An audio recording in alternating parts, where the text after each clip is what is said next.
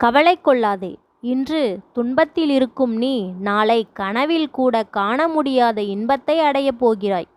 கவலையை கண்காணா தூரத்திற்கு துரத்தப் போகிறேன். உன் அப்பன் முருகன். யாமிருக்க பயமேன்?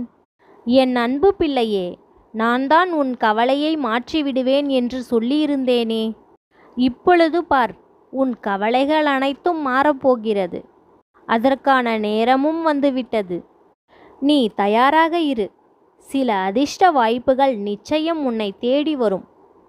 நீ அதிர்ஷ்டத்தை தேடி அலையாதே.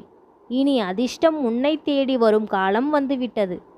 என் அன்பு பிள்ளையே, ஒவ்வொரு தடவையும் உன் மனம் மலை போல் உனக்கு காண்பிக்கும் பிரச்சனைகளை நான் பனி போல் மாற்றி உள்ளேன்.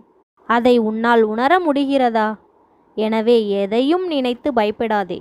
எது வந்தாலும் அதை சமாளிக்கும் சக்தி உனக்குள் உண்டு. கலங்காதே. உன் எண்ணத்தில் தேவையற்ற விஷயங்கள் சேராமல் தூய்மையாக இருக்கும் பொழுது உன்னால் மேலும் வெற்றி பெற முடியும். உன் எண்ணத்தில் தீமைகள் கலக்காமல் பார்த்துக்கொள்ளு. நீ எப்பொழுதும் முயற்சியை விட்டுவிடாதே.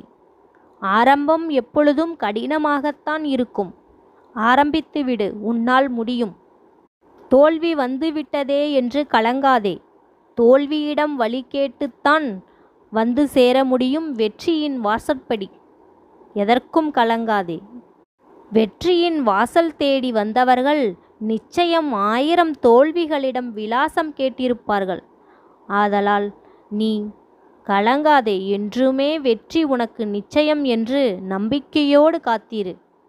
இங்கு எதுவும் தாமதமாகிவிடவில்லை. இந்த இடத்தில் ஆரம்பித்தால் கூட இன்னும் எவ்வளவோ உயரத்திற்கு உன்னால் போக முடியும்.